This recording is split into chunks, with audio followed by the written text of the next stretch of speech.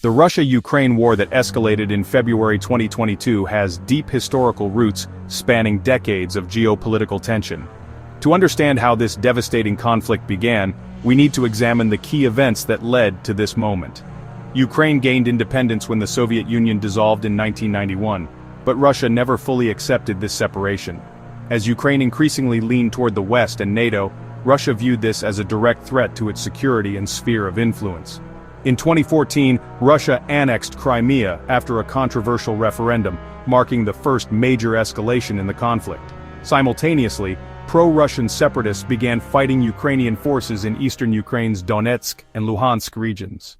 Throughout 2021 and early 2022, Russia amassed over 100,000 troops near Ukraine's border, raising global alarm. In February 2022, Putin recognized the independence of Donetsk and Luhansk, setting the stage for invasion.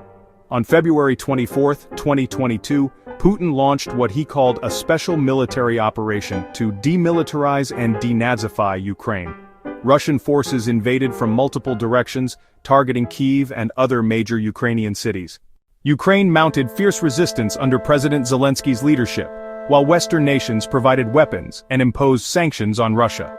The war has caused massive destruction, displaced millions, and resulted in thousands of casualties on both sides. At its heart, this conflict represents Ukraine's fight for sovereignty versus Russia's claims of protecting its security interests. What began as historical tensions has evolved into Europe's largest military conflict since World War II, with global implications that continue to unfold.